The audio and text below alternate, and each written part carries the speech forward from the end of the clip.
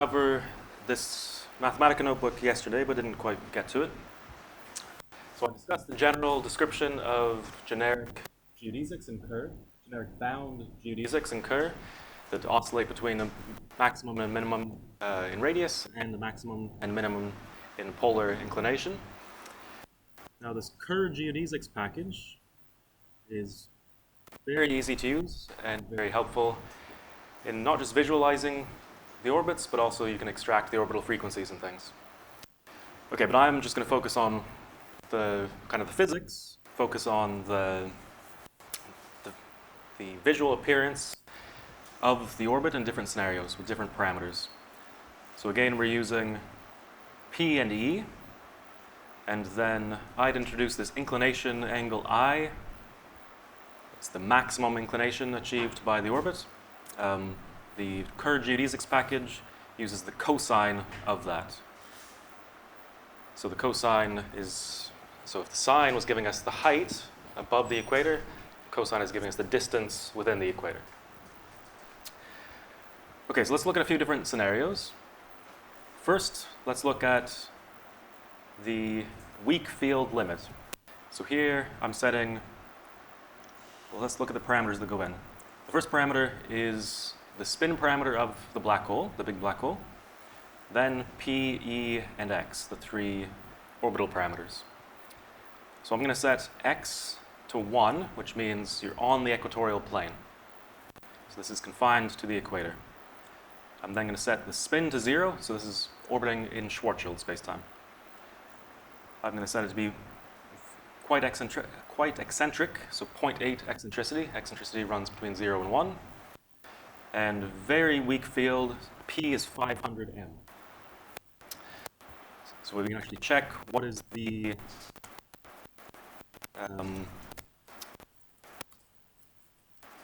minimum and maximum orbital radius here. So the minimum and maximum are achieved when the cosine of the radial phase is 0 or pi. So you get plus or minus E in the denominator. So when we have plus E, and we have P is 500, and E is 0.8, this is 277. And then if we do minus E, it's 2500. So 270 is the, or whatever it just was, 200 something, is the closest approach. So that is the periapsis. And 2500 is the apapsis, the furthest distance away from the black hole. Okay, so when you generate a Kerr geo-orbit, which is the main function in Kerr geodesics package, you generate what's called I don't know what it's called anyway. It's something that stores various properties. So it stores the trajectory of the orbit, it stores the frequencies, it stores different parameters. What I'm going to look at is just the trajectory. So I access the trajectory just by specifying trajectory in quotation marks. So that's giving me T, R, theta, phi. And it is using, by default, minotime as the parameter. So this is giving me T as a function of lambda, R as a function of lambda, theta as a function of lambda, phi as a function of lambda. And then the orbit looks like this. So I'm just doing a parametric plot here in the xy plane. And you can see it's just mildly precessing. But compared to celestial orbits in our solar system, this is actually extremely rapid precession. But compared to the orbits we'll look at in a second, this is very, very mild precession of periapsis. That's because it's weak field, large orbital radius. So now let's consider strong field, highly eccentric orbit, near the separatrix between bound and plunging orbits. So the separatrix occurs at P equals 6 plus 2e. If P is less than that, the particle just plunges into the black hole.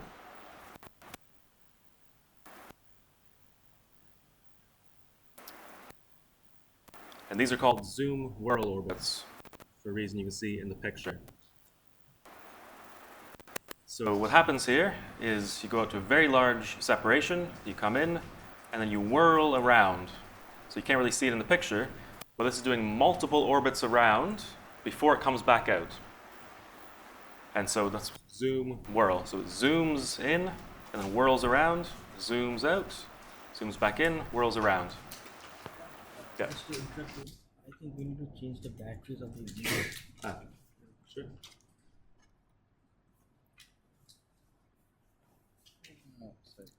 So this is still in orbit in Schwarzschild, so you get this behavior even in Schwarzschild. This is just extreme precession of periapsis.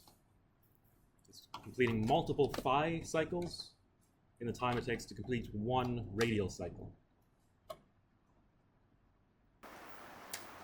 Okay, now let's consider something more extreme, or maybe not more extreme, but even more dissimilar from Newtonian orbits. What's called a spherical orbit. So the previous two were Schwarzschild. Now I'm looking in Kerr, and I'm looking at a pretty high spin parameter of Kerr. So here the spin is 0.9. I'm going to say this is a large separation, even though the separation is way, way smaller than the one I was just looking at. And that's because the spin-orbit precession that you see is very mild compared to the precession of periapsis. So you have to get a much stronger field before it becomes really significant. Why in the previous case, in this case, there's very large precessions? And why in this case? Why? compared to- GR. Both are Schwarzschild. Yeah, yeah. What parameters have changed In going from what to what? from previous one to the? So I'm placing this orbit near the separatrix between bound and unbound. So I said that p equals 6 plus 2e is the smallest value of p that it's allowed. Here I'm putting e is 0.9. So 7.8 is the smallest possible value of p, and I'm putting in 7.85 as my value of p. So this is very, very close to just falling into the black hole. But it's not quite falling into the black hole. It's whirling and whirling and whirling around and then escaping. So if I change it to 7.8, it would actually come in, whirl around infinitely many times, and never leave. If I make it just below 7.8, it comes in, whirls, falls in.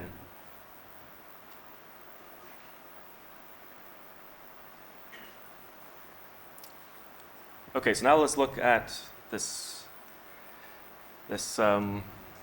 spherical orbit. So here I'm setting the eccentricity to 0, rapid spin on the primary black hole, inclination angle of pi over 4.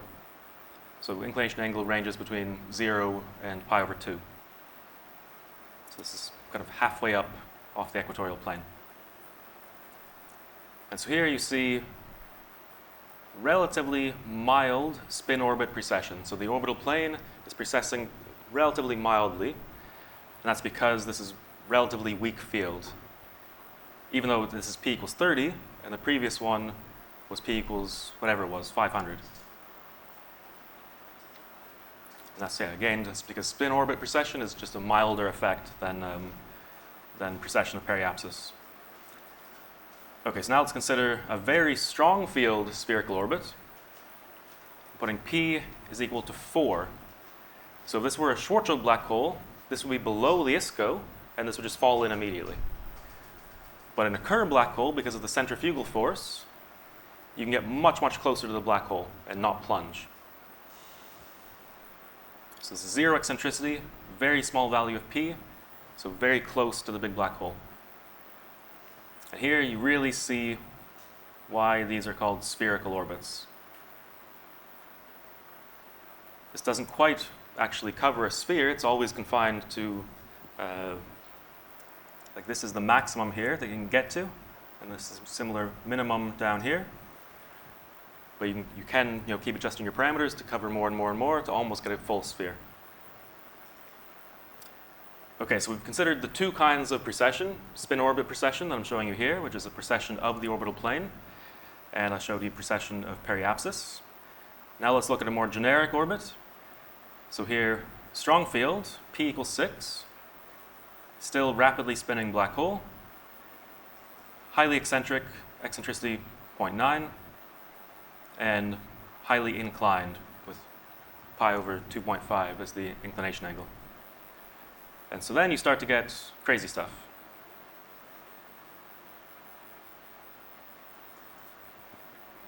If you wait long enough, so if you set the parameter here, the maximum value of lambda here, high enough, this eventually fills up a torus. And it is space filling. It completely fills the torus if you take the time goes to infinity limit. And this is doing many, many, many whirls in here and zooming it out, and then also precessing rapidly up and down in the polar angle. Okay, so any questions about this before I switch to the blackboard? What if I increase the A parameter? Is that the question?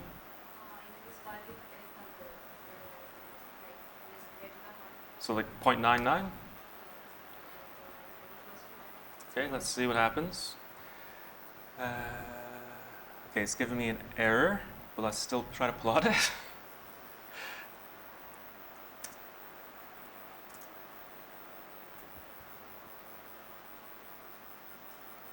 So this looks like it's exhibiting stronger spin-orbit precession.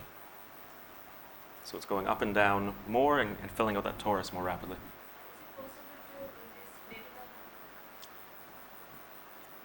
So a Kerr black hole can't go above 1. I highly doubt this package will work if I do that, because it's probably involving square roots of 1 minus a squared in many places. Let's see. Invalid. So yeah, no, you can't do that. No. So you can only get a kind of a meaningful resonance, what's called intrinsic resonance, in this case of generic orbits, where you have spin orbit precession and precession of periapsis. So you need inclination and eccentricity. So this would be the only case where it would be possible, but you need to select very precisely the parameters to get a resonance. I think there's a demonstration somewhere on the internet, or maybe just in the documentation of this package of choosing parameters that give you a resonance. But I don't remember offhand what the values are. Okay, any other questions? If not, I will switch to the blackboard. Should I leave this recording or leave it? Okay.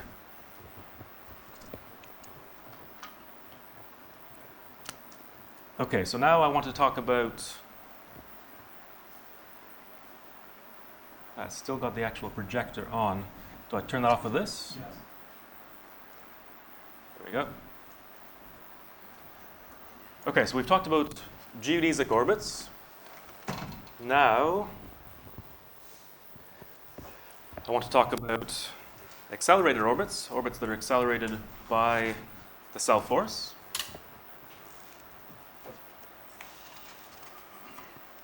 And the waveforms that come out from the system.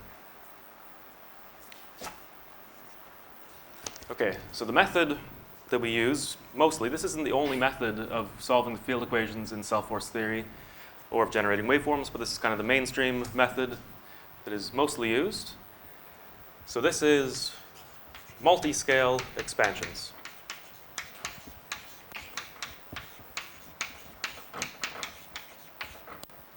And the idea of a multi-scale expansion is to really separate between rapid orbital motion and slow secular changes of the system.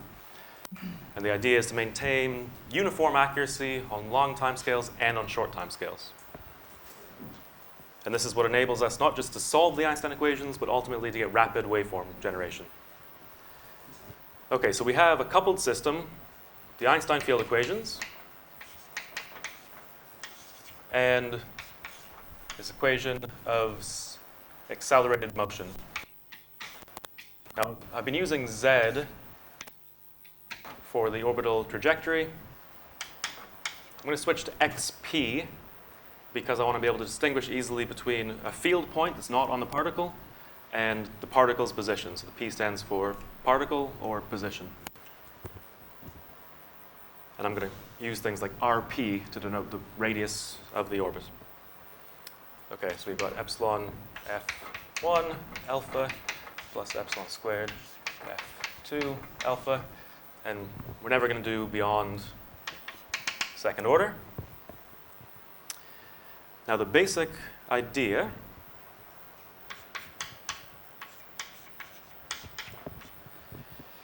is to try to capture the general structure of the problem in our ansatz for how we're solving the Einstein equation. So the general structure of the problem is we have those three frequencies characterizing the geodesic, and as the system evolves, you still have three frequencies, but they're just slowly evolving. So you have slow evolution of a tri-periodic system. So we want to capture that in the way we're formulating our solution to the Einstein equation. And for that, we need good variables describing xp. By that, I mean we want variables phi tilde I. Yesterday, I was using phi alpha and pi alpha, but that probably made it look like the index runs from 0 to 3, like Greek indices normally would. I'm going to switch to Latin indices to indicate that there's only 3 of them. There's not 4.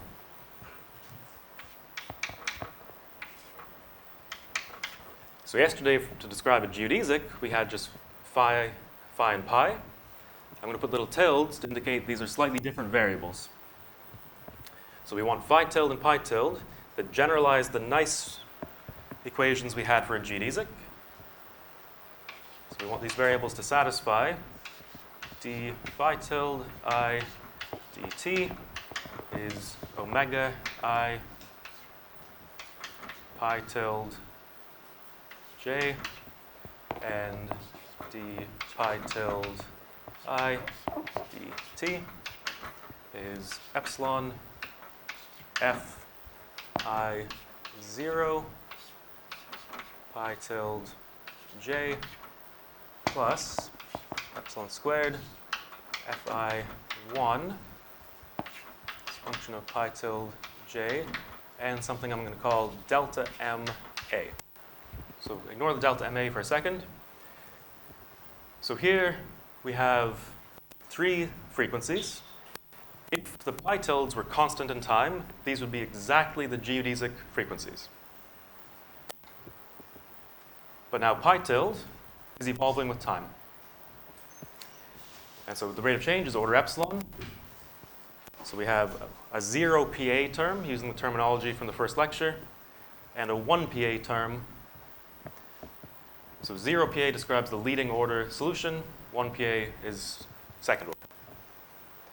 And the notation gets a little bit confusing because this is coming from the first order metric perturbation, so you might want to have a 1 there, and it has an epsilon in front, so you might have a 1. This is just the conventions that we use for some reason. It's actually the same counting as Pn. So even when they have radiation, they call it Newtonian, and then they have Newtonian or post-Newtonian corrections to that.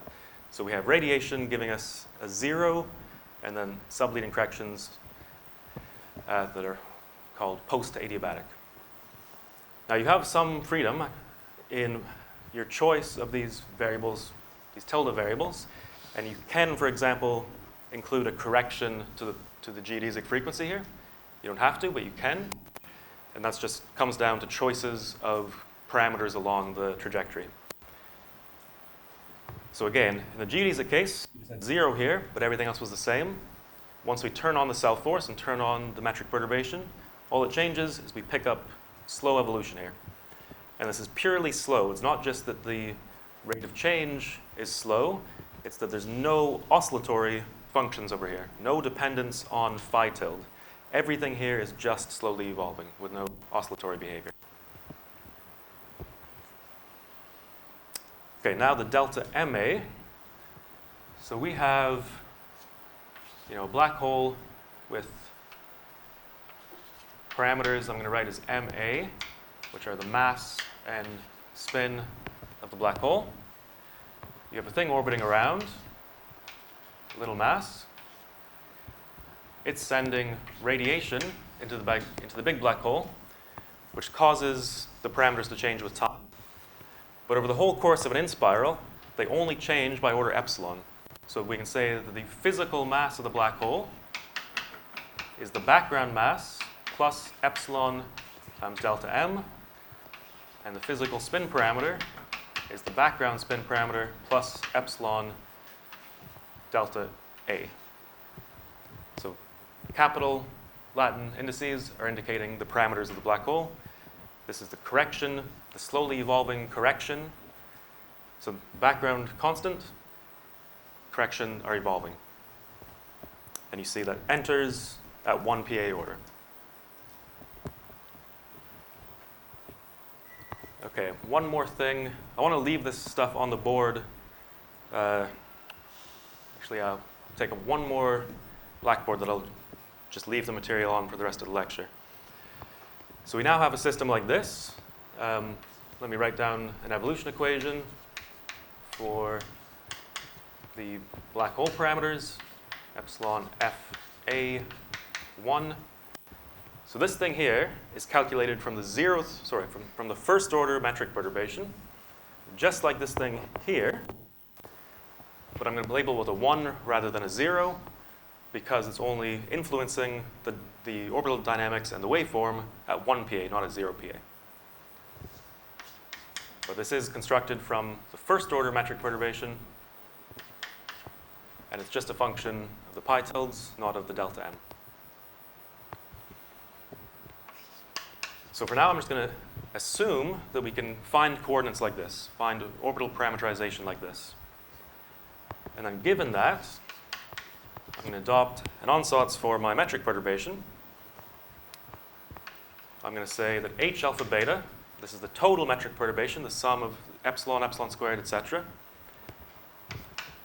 is going to be written as a sum of powers. Actually, let me make it more explicit. This is a function of t xi. Xi can be any coordinates on a surface of constant t. Let's just take that to be r theta phi. And this depends on epsilon.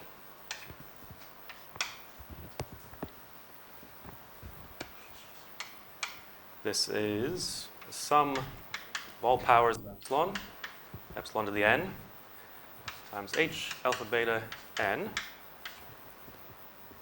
And now the individual terms here, h1, h2, etc., are not going to be explicit functions of time. They're only going to depend on time through their dependence on the mechanical parameters of the system, meaning the phi tilde, the pi tilde, and background quantities, and the evolving corrections to the black hole parameters. So it's going to be a function of phi tilde, which itself depends on t and epsilon, function of pi tilde, which depends on t and epsilon, a function of the delta m a, which is a function of t and epsilon, and a function of the spatial coordinates. So that there's no explicit dependence on t except through a dependence on the orbital parameters and the black hole parameters. There's also, of course, a dependence on the background parameters. I'm just not adding that explicitly. I only want to show the things that depend on t and xi. And we additionally assume periodicity in each of these angles, each of these phases. So the general idea here is that, say you're solving a hyperbolic equation, like we have in the Lorentz gauge, or the Tucholsky equation, the metric just picks up the behavior of the orbit. If you put in a specific orbit, out comes a very specific metric perturbation. So you can think of just integrating against a Green's function, then the solution is just picking up the stress energy behavior, which is then just making this kind of functionals of the orbital parameters and of the black hole parameters. And then, because we have periodicity in these angles, we can do a discrete Fourier series in those angles. So let me write that as a sum over integers ki. So this is kr, k theta, k phi, each one of which runs from minus infinity to plus infinity.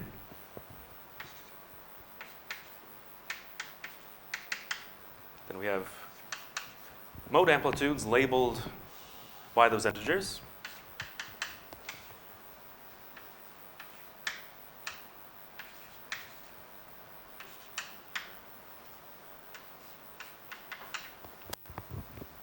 And I'm just doing a discrete Fourier series in these. So not a Fourier transform, just a series. And I'll write that as minus I, ki, contracted with phi tilde I. So the periodic behavior, I'm just factoring out by doing this series expansion. And then I'm left with coefficients that have no rapid variation. They only involve slowly varying quantities. Now, when I substitute this whole ansatz into the Einstein equation, what I do is I apply the chain rule, meaning that d by dt becomes d phi tilde I dt times the partial derivative with respect to phi tilde plus d pi tilde I dt times the partial derivative with respect to pi tilde plus d delta m a dt times a partial derivative. Actually, here I should have left subleading terms. d ma. So all the time dependence is encoded in the dependence on phi tilde, delta m. So I just end up with partial derivatives with respect to those quantities. And now this guy here, according to the equation of motion over there, is omega I. When this acts on this Fourier series, all it does is bring down a minus I ki. So this is minus I ki. This is given by that equation there. So in leading order, this is epsilon f0 I, and then the subleading corrections. And this is epsilon f0 a plus subleading corrections. Then once I've substituted this into the Einstein equations and applied this chain rule, I then think of these as functions on the phase space. So functions of pi tilde. I forget about the fact that pi tilde depends on t. I forget about the fact that delta m depends on t. And then I just solve as if these were independent parameters, which allows us to then solve the field equations for a fixed value of pi tilde, and then resolve for another fixed value of pi tilde, and resolve and again and again and again, covering the whole parameter space of pi tilde values, without ever knowing what phi as an explicit function of time is, or what pi tilde or delta m are as explicit functions of time. The explicit dependence on t only comes at the very end, once you've done all your pre-computations, and you go back and solve these ODEs.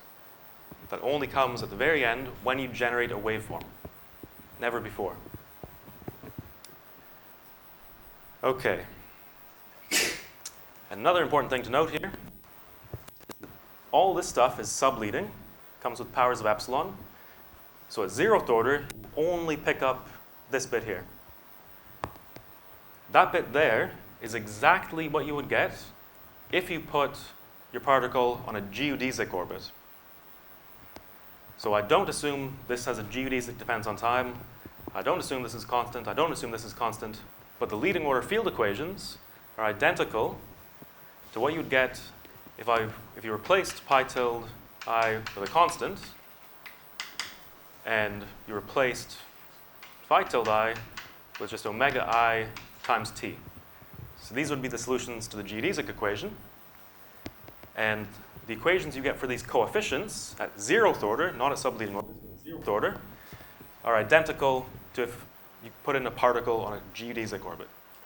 It's only beyond leading order that you start to actually see the effects of evolution modifying these coefficients.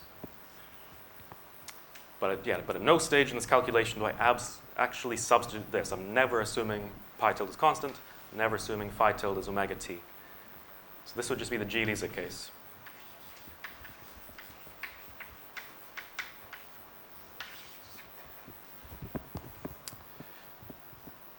Okay, any questions about this? Yeah. Yeah. Exactly. Yeah. So here we have, partial derivatives with respect to parameters, and we have functions that are functions of parameters. We have an orbital phase space made up of the phi tildes and the pi tildes. And in order to break this down into a sequence of equations, the leading order linear and epsilon equation, the epsilon squared equation, etc., the way I do that is by saying, okay, let's consider this as just a generic function of these. Forget about time entirely. There's no time anymore. And just solve for these coefficients as functions of these parameters. Yeah.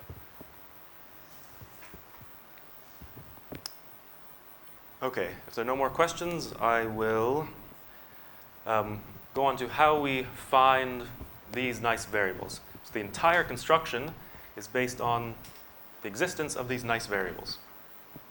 If you didn't have those, none of this would work. So for example, if d phi dt had oscillatory things in it, then I would have this being an oscillatory function of time up here. And when I take this derivative, I would then have oscillatory things in my field equations. Whereas I want to eliminate everything oscillatory from my field equations. Okay, so how do we find those variables? So let's remember for a geodesic,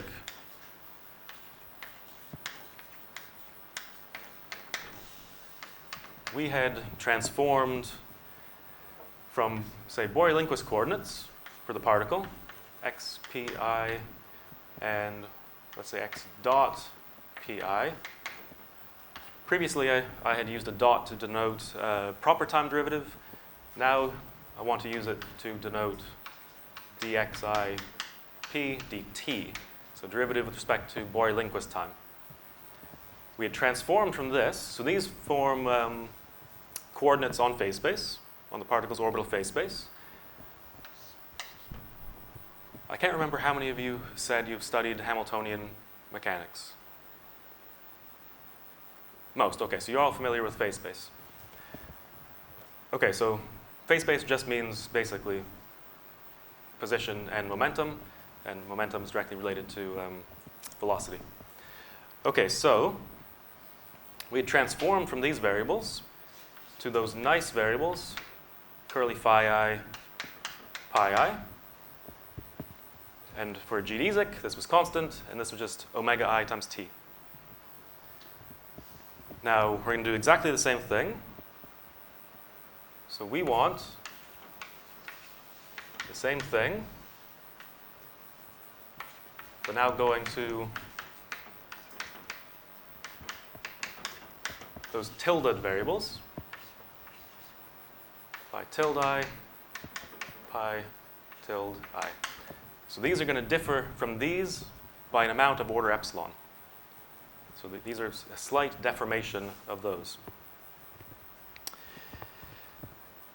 So but let's follow exactly the same steps. So the way we got to this was we transformed from these to the quasi-Keplerian parameters, and then we transformed from the quasi-Keplerian parameters to these.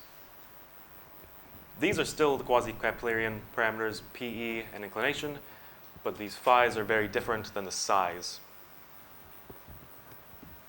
So we're going to follow that same procedure. We are going to break this up into a two-step procedure. First, we go to psi I and pi I. Then we go to the tilde versions. Okay, so when we take this first step, we're doing exactly the same transformation we did for a geodesic, and this is called osculating geodesics. So we get Rp as a function of psi I and pi I, exactly what we wrote down for the geodesic. This is just a Keplerian orbit, but in terms of this phase psi r, and then cos theta p as a function of psi I and pi I is sine of the inclination angle times cos psi theta, and then phi p is just equal to psi phi. So these are the positions. We also need to transform the momenta, the velocities. That we had left a little bit implicit in the geodesic case, but I want to say that it's exactly the same transformation from these variables to these variables as in the geodesic case. So what that means is if I take a derivative to get x dot I p, function of psi I, pi I, let's say psi j, pi j. If we take a derivative of this, if it's exactly the same transformation as a geodesic, that means this thing is constant, and I just get the rate of change of this thing. So this is partial xi p, partial psi j, d psi j dt. And again, I want this to be exactly the same transformation as for a geodesic. I mean, I can replace this with what I was calling lowercase omega j in yesterday's lecture. So this is dxi p, d psi j, omega j, psi k, pi k. And I'm going to add a little 0 here to indicate this is the geodesic function of psi and pi. This here is literally just a partial derivative of these expressions. Okay, so that establishes psi and pi as variables for the accelerated curve, no longer for the geodesic. I then just substitute all of this into my accelerated equation of motion, d squared xp alpha. Oh, and of course here, if I'm parameterizing everything with respect to t, then, tp is just, tp is meaningless. Or let's say it's just t. tp is a function of t, is just t. So I've kind of removed t from my coordinates, and it's now just a parameter along the curve. So what I actually do is rewrite this equation in terms of t as the parameter, but rather than writing that out explicitly, I'll just say I'm starting with this, transforming to t as the parameter, and then substituting these expressions and this expression. And from that, I get equations for the psi i's. So d psi I dt is equal to, first, the geodesic term,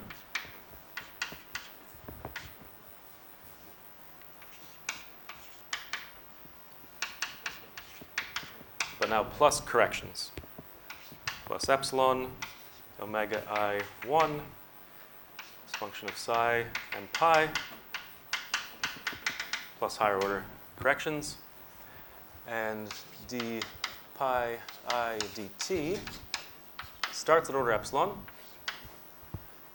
And how did I denote this? I used the same symbol as for the force, but with an index down. So that this is not the self-force. This is something that's a linear combination of self-forces. It's a function of psi j, pi j, and this depends on delta m. Because this force actually depends on delta m through the metric perturbation. Actually, that should be here as well. Delta m a. And then plus corrections, epsilon squared, fi1, psi j, pi j, delta a, etc. Okay, so these are the osculating geodesic equations. How many of you have heard the term osculating? Just a few. So osculating comes from celestial mechanics, so just classical mechanics of the solar system.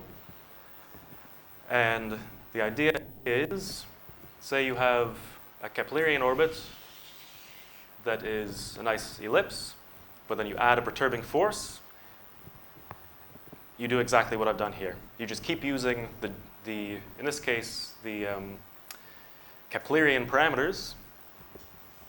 In our case, we use the geodesic parameters. It's exactly the same thing. You just parameterize the accelerated orbit in terms of actually an instantaneously tangential geodesic. It's instantaneously tangential because it's the same position as for a geodesic and the same velocity as for a geodesic. So say you had the actual solution looks like this, and right here, they're tangential to each other.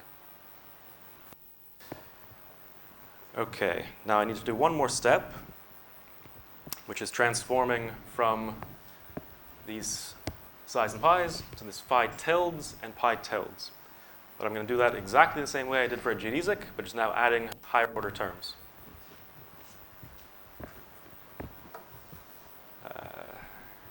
Okay, no, do I need this?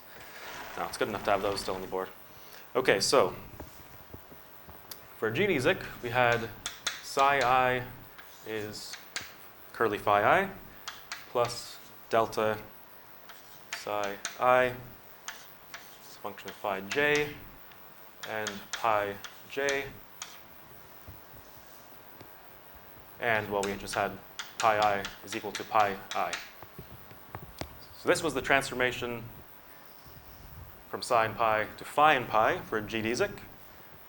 Now I'm going to add tildes for the accelerated case and add subleading terms.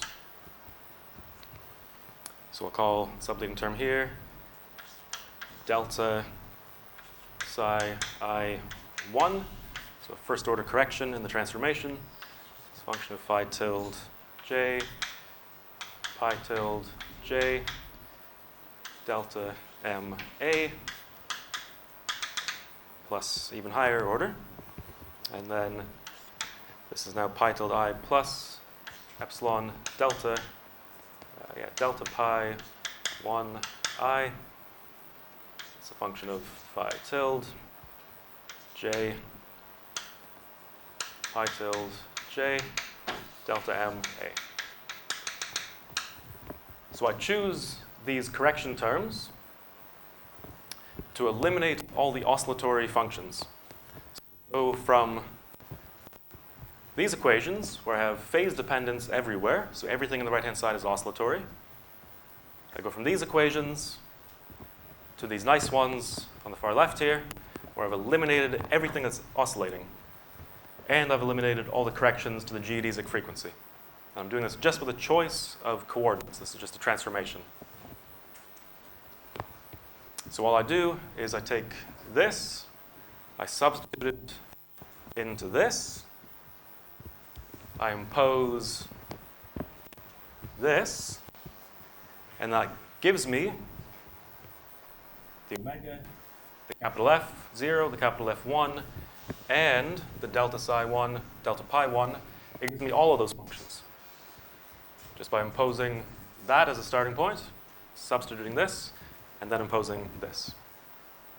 So you get all the unknown functions up to what I mentioned is a little bit of remaining freedom, which allows me to move subleading terms from here into here and vice versa. So the more generic structure, I'd have plus epsilon omega 1. Structure is the same, but I can just move things back and forth here with a change of, the easiest way to do that is with a change of the pi tilde, a little shift in pi tilde. Okay, now, I think that's everything I wanted to cover.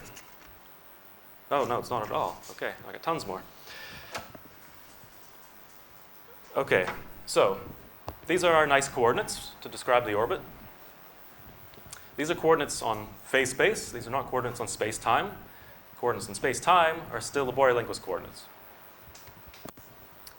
So now let's go back to the Einstein equation.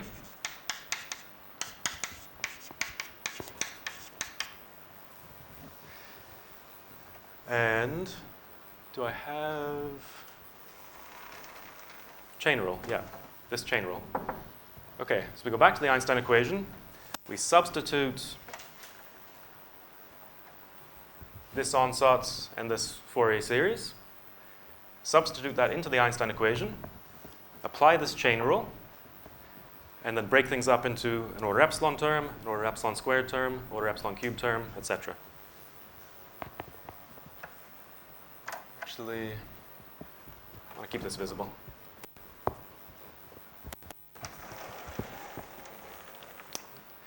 So when we do that substitution, what we get is, let's say, G10 Ki alpha beta. This 0 means that I'm ignoring these corrections and moving them to the second order equation. So this is zeroth order in this expansion.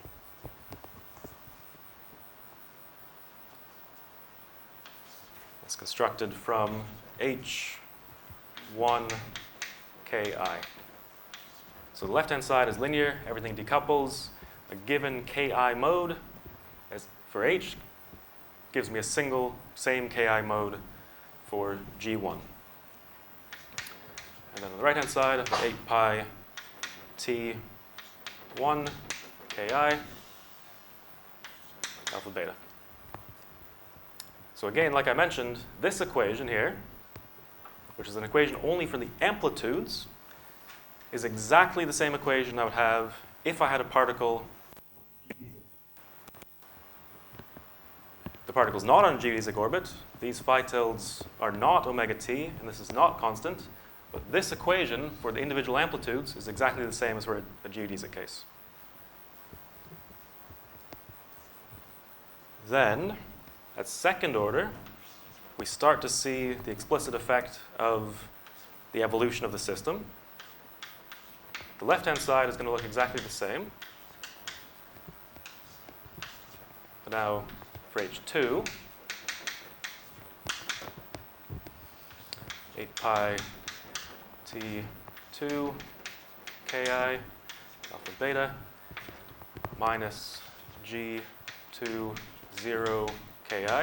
So again, the 0 means I'm ignoring those order epsilon terms in the partial derivative with respect to t. Now this is constructed from, still from just the amplitudes, the modes, the mode coefficients here, but now from all of them, because this is nonlinear. So this is a function of Kj, Hkj, Hk, J prime. It's a function of every single one of these. So this is implicitly a sum over all the Kj's and a sum over all the Kj primes. Then we get one more term coming from these order epsilon corrections. So I'll call that G11 Ki H1 Ki.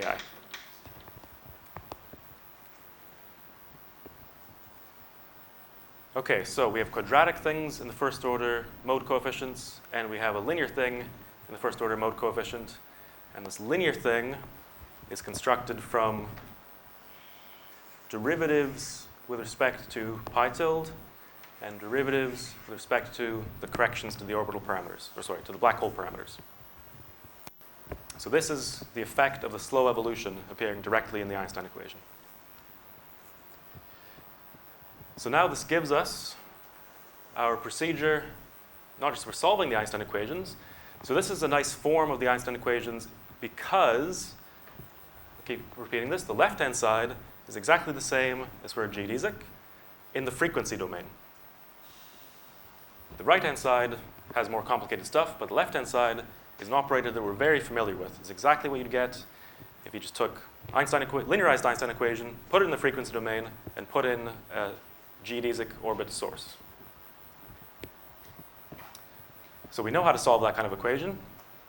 At second order, the entire complication is actually just in constructing this source and making it not terrible to deal with.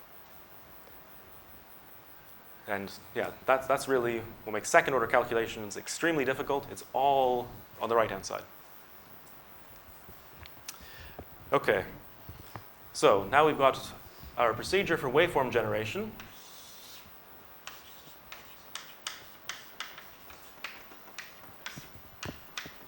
Which is a two-step procedure. Yeah. I have a question about that. So, Which one? the expansion of psi and pi. Up there, yeah. So in these, the delta pi and delta psi parameters are expressible in closed form as a function of the delta variables. Is that? Not easily. We would normally get them as Fourier series. These are also So the easy way to solve for all the unknown things here, the capital F's and the deltas, the easy way to do that is Fourier series in the phi tildes everywhere. And then all the equations just become algebraic. But in the geodesic case, we can obtain the closed form. Or delta psi and delta pi in terms of. Oh yeah, I forgot to send you the references. No, I don't. You can go the other way around. You can express the phi tildes in closed form in terms of the size, but not the other way around. You can't get the closed form solution for the psi as a function of phi tilde. But even that can't be done in this particular, in the experiment. So this function is still identical to the geodesic case, so if you can't do it at geodesic order, you can't do it at perturbative orders. And again, the easy way is to do Fourier series. Now, if you're coming from Pn, you'd say, well, that's a mess. I want closed form expressions everywhere. If you're coming from self-force, we have always been solving the field equations using Fourier series. So it's built in that we're using Fourier series anyway.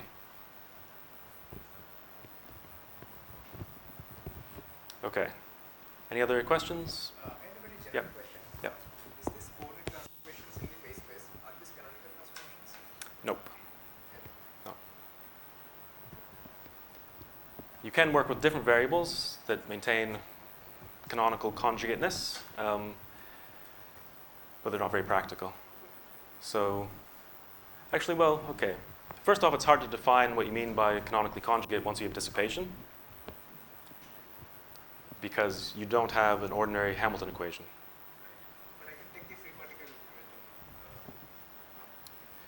So the way we would do it is to use a pseudo-Hamiltonian, which includes dissipation, and then you can define something like canonical conjugateness for a pseudo-Hamiltonian system.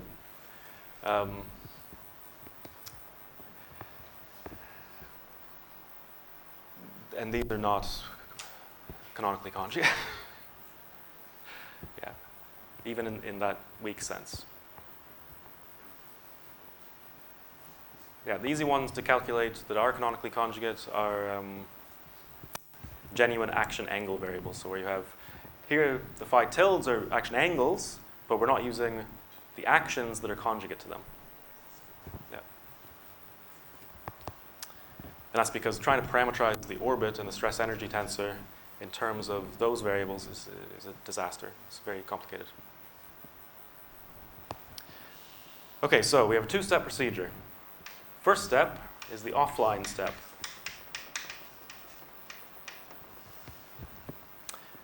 Where we solve these field equations for the mode coefficients, h1 ki, h2 ki, etc. Normally in this step we would also decompose into spherical or spheroidal modes.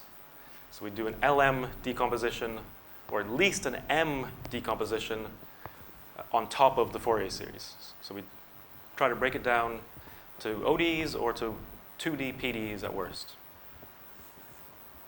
So we solve for those coefficients. We calculate the forcing functions there, the Fi0, Fi1, etc., and the Fa1, etc. So all of these we can calculate from these, just from the coefficients. Then we store a bunch of things. So we store these, we store all these as functions of the pi tildes. And we store these amplitudes, but only at infinity. Because at infinity, these become explicitly the amplitudes of the waveform. Now you can't do this in one fell swoop. You need to first get all the first order modes. From them, you can calculate F0, which then appears in the Einstein equation in this term through these corrections. In order to calculate the right-hand side here, we also need to calculate the self-force and the regular field. So we don't just need these mode coefficients, we also need the regular field at the particle. All of that then goes into the second order source. But the basic picture is this. Solve the field equations for things that are only functions of pi tilde. Pre-compute those. Store them on a grid. Interpolate them. Then you've got everything that appears in this waveform. So I mean, this is the waveform if you just evaluate it at infinity. You have everything that appears here, except you don't know the time dependence of the phi tilde, of the delta m, and the pi tilde. So then you just solve these ODEs, and then you have your waveform. So you just solve with whatever choice of initial conditions you want, and out pops your waveform. And that can be done now extremely rapidly using the fast Emery waveforms software package. The main thing it does, so it solves these ODEs efficiently, but it's easy to solve them efficiently because you can take really big time steps because you don't have any oscillations on the right-hand side. That's what allows a very rapid solution to these equations. But the real thing that Few does incredibly well, the fast Emery waveforms package, Few, is add up all of these modes very, very quickly. So typically we will start with 50,000 or 100,000 modes or something like that. And if you were just to yourself, write a simple C code or a simple Mathematica code to actually sum up those modes at each point in time along the waveform, and these are long waveforms, you need millions of evaluations, that would take days to run, or minimum, I have no idea actually. way over 1 minute, but few uses GPUs to add these things up very, very rapidly, and it uses some degree of machine learning to predict or to deal with a number of nodes efficiently. So the thing that's coming in soon is using machine learning to predict which modes you actually need, which ones are contributing sufficient power to your waveform that you need to include them. Okay, so yeah, step 2 is just solve the ODEs, add up the modes.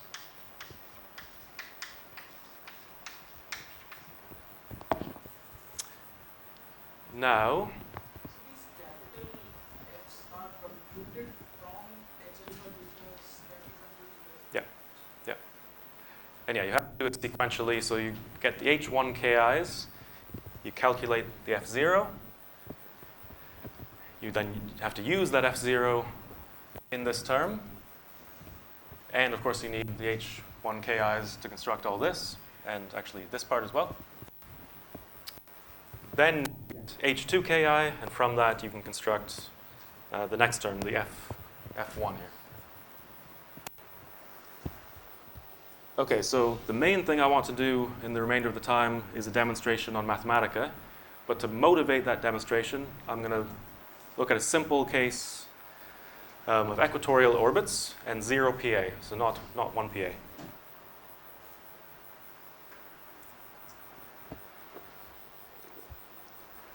So for equatorial orbits and 0 PA, everything simplifies a lot and becomes more physically intuitive. So, as an example, 0 PA equatorial. So this can be Kerr or Schwarzschild. In this example, the Fi0, this function of pi tilde,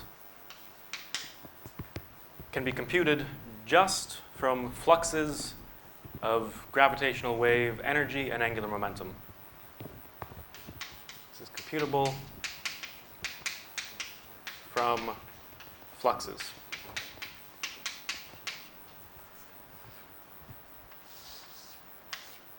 So here's the Penrose diagram. Again, particle falling into the black hole. It's emitting radiation out to infinity and into the horizon. And you can calculate fluxes at infinity and the horizon from H1 Ki, or even more easily, from the equivalent psi4 1 Ki, meaning the first order perturbation to the Weyl scalar psi4, or psi0, you can use either one. So that allows you to just solve the Tucholsky equation. You don't even need to reconstruct the metric perturbation. You just solve the Tucholsky equation. You calculate fluxes, you calculate amplitudes at infinity, and you've got your waveform. Because these amplitudes at infinity, these Hn Ki's evaluated when r goes to infinity, those are directly computable from psi4 itself. So you get the amplitudes, get the fluxes, just from the solution to the Tucholsky equation. And the rate of change of the orbital parameters is given by simple chain rule. So dp dt is dp de, de dt. We put a little GW for gravitational wave. And let me put some zeros here. 0 meaning 0 PA, which means you evaluate this term for a geodesic. So the geodesic relationship between energy and P. And then you evaluate this just using the first order metric perturbation, mode coefficients H1 Ki. Then dp dLz, dL dt, again evaluated at leading order. And this, you can actually just prove that this is true at 0 PA order. The rate of change of P is just exactly constructible from fluxes like this. And these fluxes include not just the fluxes to infinity, but also into the horizon. And same idea for dE dt. You have, well, same thing, just replace P with E.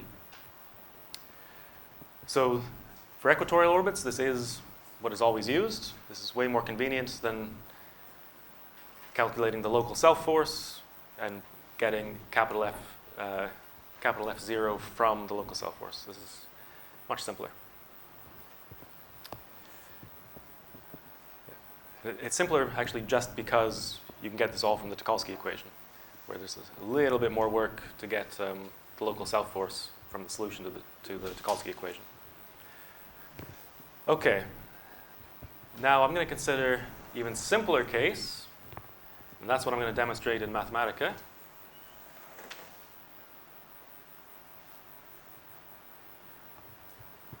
So even simpler. Quasi-circular.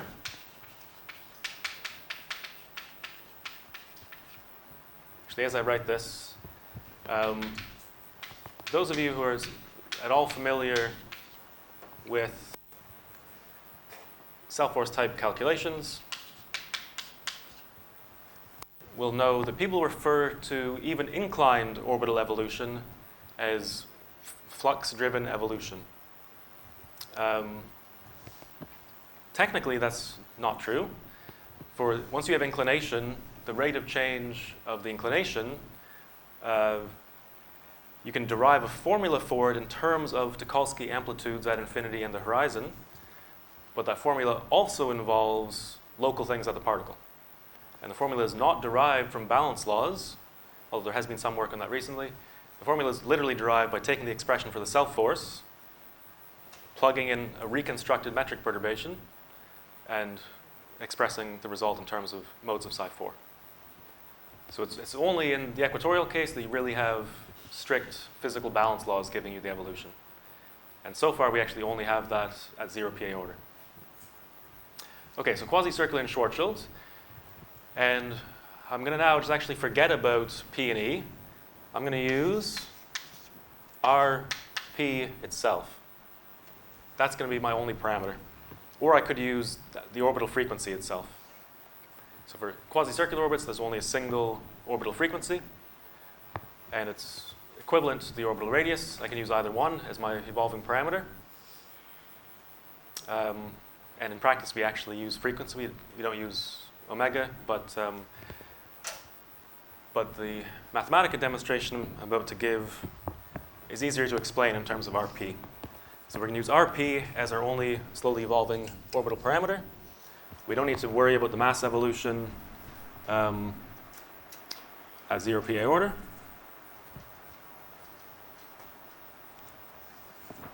This is the fact that you will be 2 million pieces. For equatorial orbits, yes. Yeah. Yep.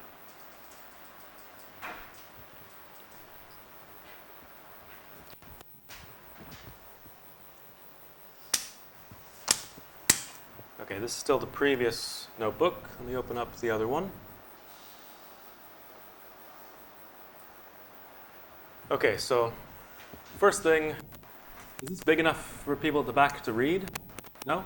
Yes? Who's the furthest person? Can you read this easily? Yeah? Okay, great. Okay, so we have now just one slowly evolving orbital parameter and one phase. Our only phase is phi p itself. So for quasi-circular orbits, phi p is just identical to curly phi phi. So the rate of change of that is just the geodesic function of Rp, which is this, just Kepler's law. And then I'm going to get the rate of change of Rp, of the orbital radius, using the balance law, just like I showed on the board.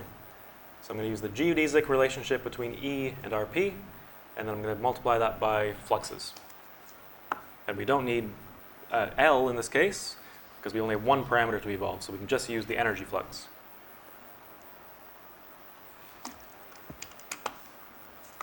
And here is the geodesic relationship between orbital radius and energy for a circular orbit.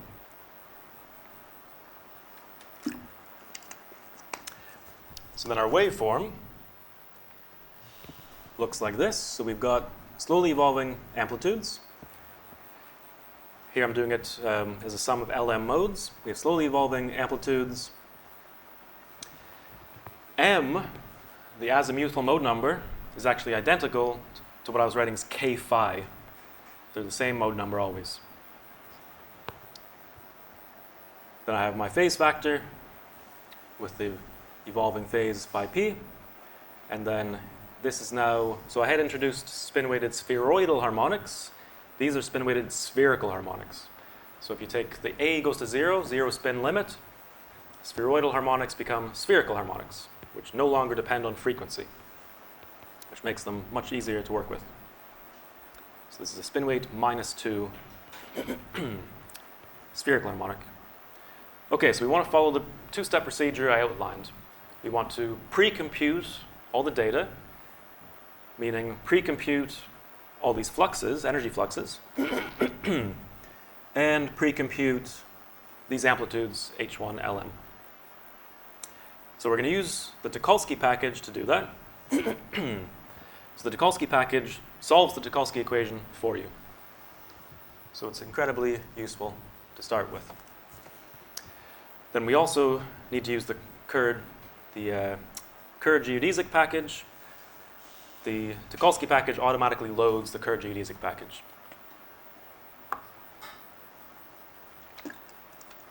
And I guess it was 2 days ago I demonstrated the Tucholsky package for the homogeneous equation when you have no source. Now we're putting in a point particle source. So the relevant functions are Tucholsky point particle mode. This is giving you the solution to the Tucholsky equation with a point particle source. And Kerr geoorbit, which is the same function I demonstrated at the beginning of today's lecture. So the function Tucholsky point particle mode takes a whole bunch of arguments. You need to specify the orbit. M is the azimuthal mode number. N is what I was calling KR. It's the radial mode number. K is what I was calling K theta, which is the polar mode number. S is the particular spin weight of the Weyl scalar you're solving for. So for example, if we want the spin weight -2, meaning psi 4, and say we want it for the 2 mode, L equals 2, M equals 2,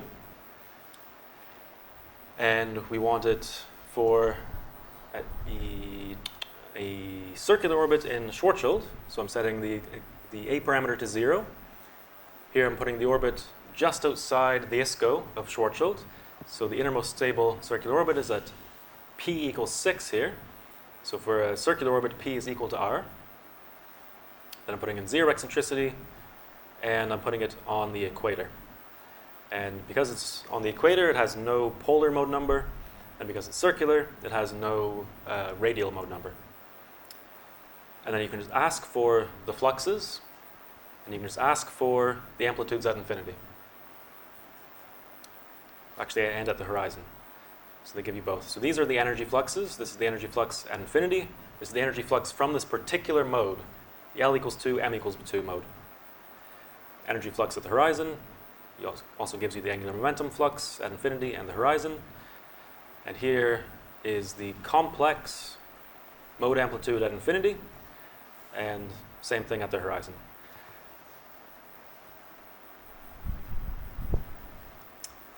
Okay, now one thing to note is that the fluxes to the horizon are way, way, way smaller than the fluxes to infinity.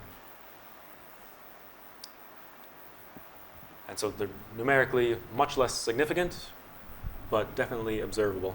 And this is as strong field as we can get in Schwarzschild. We're almost exactly at the ISCO. For Kerr, you can get much closer to the black hole. The ISCO moves much further in, the more rapid the spin is. And so in that case, the horizon fluxes do start to get bigger and bigger and more comparable to the infinity fluxes. Okay, so I now want to calculate and store the modes, meaning these Tucholsky point particle modes, for orbital radii. This is old notation, let me change that to RP. RP. For orbital radii between 6.1 and 10m. This is just an arbitrary choice I made, but 10m is typically where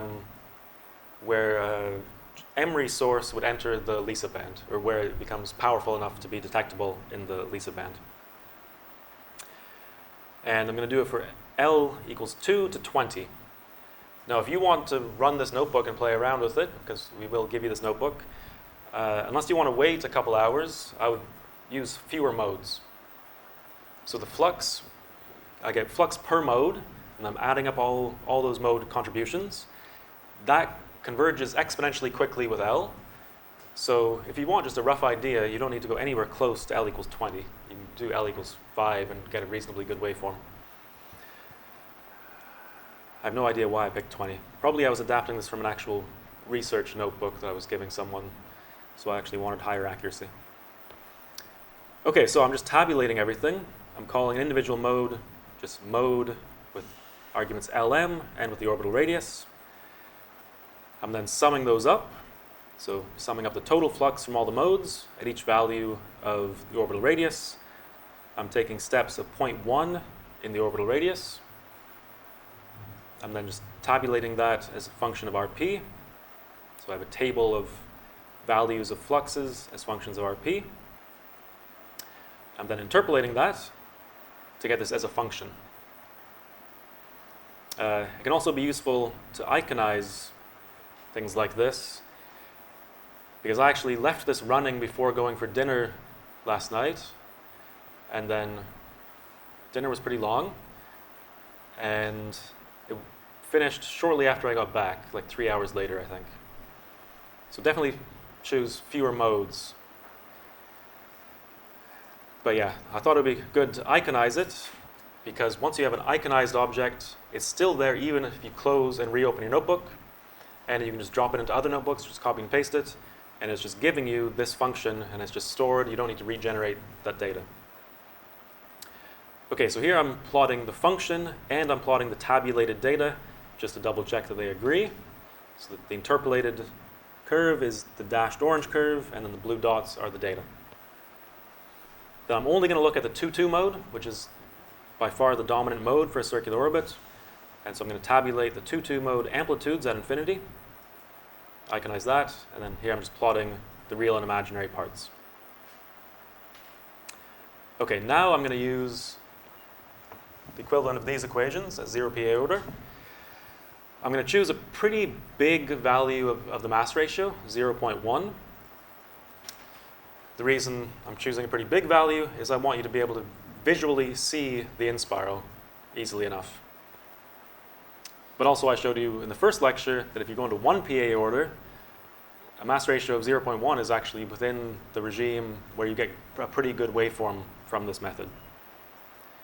Okay, so then I just solve those ODEs to get the solution for RP as a function of t and phi p as a function of t. This thing in the denominator here is just coming from that factor dE drp in my evolution equation. And this is just the frequency. Initial conditions is RP starting at 10, phi p I'm just arbitrarily choosing to be 0 initially, it can be anything. And I'm running to a time here that I've chosen such that it gets you right to the ISCO, or sorry, right to your innermost orbit where you have data, which was at 6.1. So RP at T max is basically 6.1. Then you can just plot the inspiral. Here's the inspiral. And then to show you how quickly we generate waveforms, hopefully I didn't break anything, there's your waveform. So even in Mathematica, I can generate a waveform essentially instantly once I've pre-computed everything. And even solving this couple ODEs takes like a split second, way less than a second even in Mathematica. Okay, so what I'm plotting here is two curves. both of them are the real part of the 2-2 mode of the waveform. I'm plotting the actual 0 PA waveform here. So I've got my exponential with the evolving phi p, with the evolving rp, and then I'm comparing that to the waveform that comes out of a test mass on an exactly circular orbit. So there I'm replacing rp of t with just the initial value rp of 0, which is 10m. And I'm replacing phi p with just omega t. So the orange here is the waveform that comes out from the geodesic test particle. Shouldn't really call it a test particle if it's creating a gravitational wave, but it's on a geodesic. So that has constant amplitude, constant frequency, and then in blue is our 0 PA waveform, where it's increasing in frequency, increasing in amplitude. And this is evolving very rapidly because epsilon is only 0.1 here. Okay, so I hope those of you interested will actually run through this notebook to see how it works in practice. Because building a notebook like this is actually the first task I assign my PhD students, just to get them familiar with how we do these things. Okay, that is the end. Any questions? We still have time. Yeah.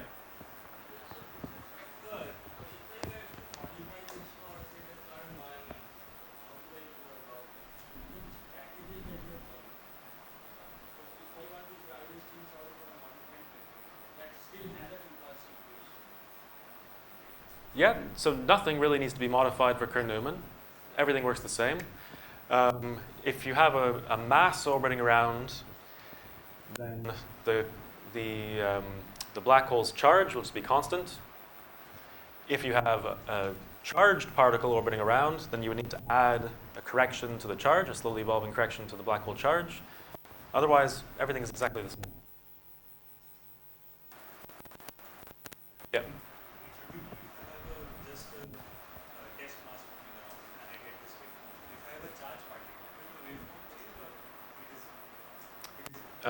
If you have a charged particle that is where you're not including the evolution of the orbit, or what are you accounting for with the charge? So it,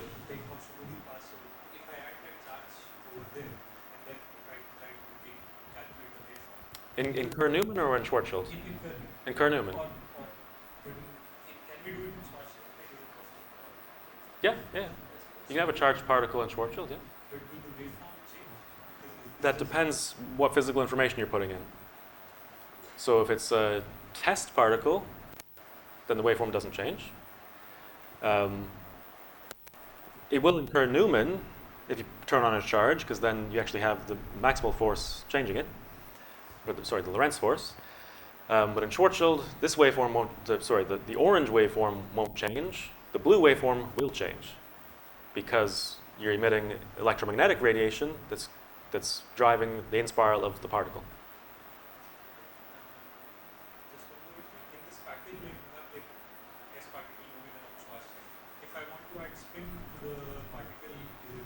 To the particle. So that's not available in this package.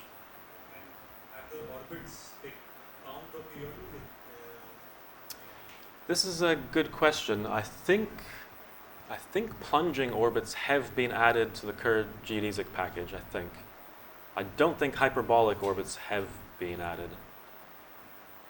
Because really, the self-force community is 99% concerned with bound quasi-periodic orbits. But lots of people have calculated fluxes from spinning particles, which is very easy to add to this package. I'm sure someone will do that in the next couple of years.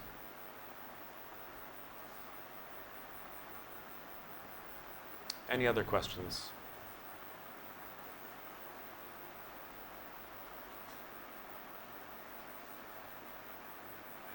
Yeah.